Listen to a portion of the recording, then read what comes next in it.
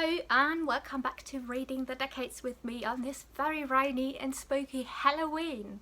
In October I read 12 very spooky and very bookish books, perfect for people who love books about books, like me. Let's start with the thrillers and spooky books. Simon Lilik's The Search Party is about a missing teenager, and her group of friends are going to search for her after the police hadn't been successful. But the search turns rather horrible pretty quickly and terrible secrets get revealed. A very enjoyable and fast-paced read. A lot darker is No Exit by Taylor Adams. Taking place over one night at a motorway rest stop in America hit by a blizzard. Not all the people there have good intentions, and the night turns into a bloody fight for survival. Fast with lots of twists and gory details. I enjoyed it. Marcus Sedgwick's The Monsters We Deserve is about an author trying to write a new book in a secluded cabin, but there seems to be a monster lurking in every corner. I'm always a bit underwhelmed by Sedgwick's stories, sadly, because they always start really strong and then they go downhill and a bit boring, a bit fast. I was also underwhelmed by Susan Hill's very short ghost story, Printer's Devil Court, about a group of medical students experimenting with the very essence of life. But the illustrations in the book are very nice, and I also have filmed a reading vlog to this book, which is going to be linked down below in the info box. There were lots of really good ghost stories in the Penguin book of ghost stories though. The stories reach from the mid-1800s to the early 1900s, and there's a variety of authors as well as ghosts. It was very interesting to see how differently all the authors approached the concept and the figure of the ghost. My favourites are Elizabeth Gaskell's The Old Nurse Story, Sheridan Le Fanu's Green Tea, W. Jacobs' The Monkey's Paw, and Edith Wharton's Afterwards. A really great selection put together by Michael Newton. Another spooky read was The Ghost Tree by Christina Henry. The story is set in the 80s in a very small American town. We follow 14-year-old teenager Lauren and her daily struggles with her mother after her father has died the year before, and now a very gruesome double murder has happened again. But instead of being shocked, all the townspeople and the police act as nothing really bad has happened. So it's up to Lauren to find out what's going on. I really enjoyed this nostalgic coming-of-age spooky story. It came for me to the right time in October, and I was very much in the mood for some lighter reading, but I also detected some major flaws in this book, especially when it comes to the portrayal of women. And although it is set in the 80s, I think in 2020 we are over how some girls and women were portrayed in this book, and there are also some other problematic elements in this book that don't make it necessarily approachable to a teenager. I don't know if this is a young adult story. I wouldn't give it to a teenager unless they get a bit of guidance through the topics. So I hope it's not intended for teenagers. I definitely hope not. But I don't know. I enjoyed it, but with the eye on the problematic aspects that I found, and that got quite annoying after a while. A new highly anticipated release this month was Piranesi by Susanna Clarke, and it was absolutely amazing and fantastic. It was completely different to what I expected, but not in a negative way. The story is such a novel idea. We follow Piranesi, a man who lives in this very big airy house that gets flooded by the sea regularly. There's only him and the other.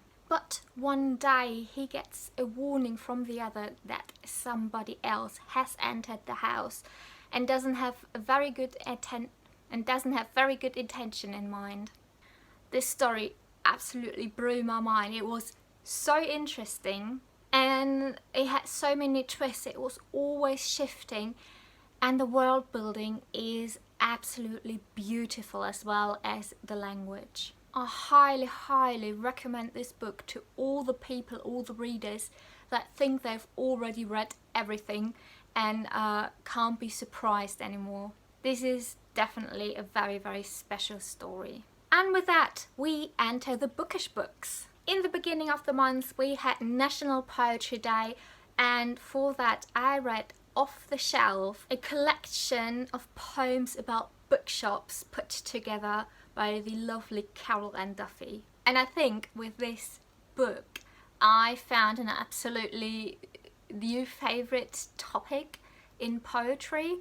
Also, although the book is very short, the book itself looks absolutely stunning with this gold foiling, and it also has a little ribbon bookmark, and it was such a joy reading those poems. Then I read Shelf Respect by Annie Austen, a short afternoon read about being a bibliophile with curious lists about famous bookshelves and fictional bookshops. It sometimes though reads a bit dated, especially when it comes to social media, and I really hope it doesn't take itself too seriously. But it makes a nice gift if you need a present for a book lover. One of the very best books I've read this year is Richard Ovanen's Burning the Books.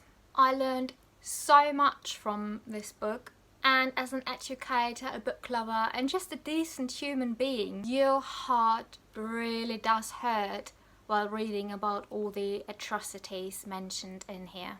But thankfully it also talks about building libraries, not only burning them.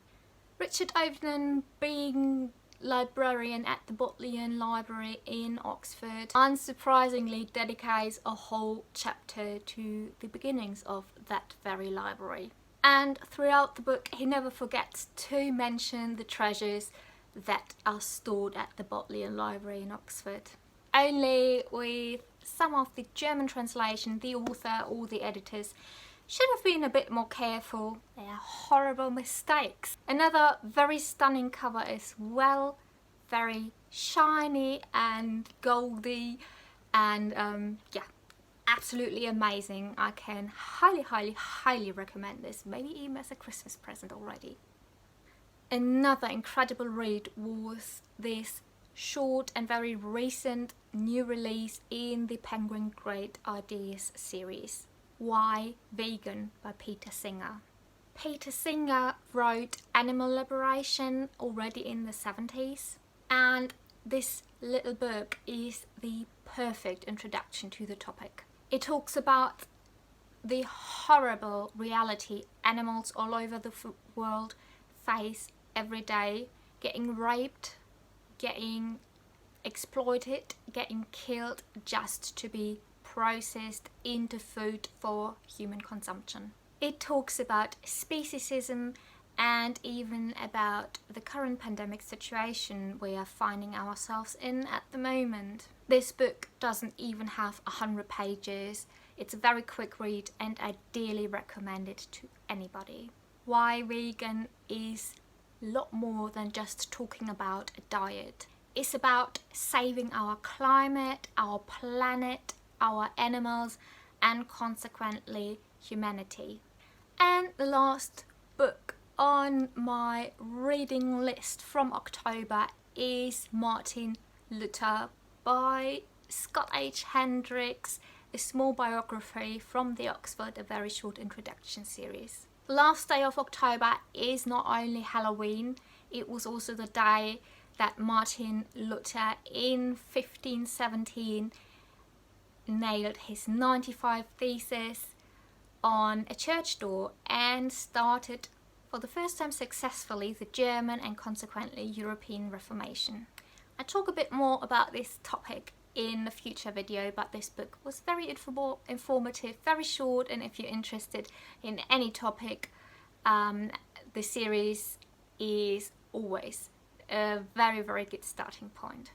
That's it. That's all the books that I read in October. Very spooky, very bookish, and I'm still in a very bookish mood, but I'm also getting quite into the Christmas mood, so you can expect all the Christmas books I want to read this season soon, and lots of videos about bookish books. Until then, happy reading.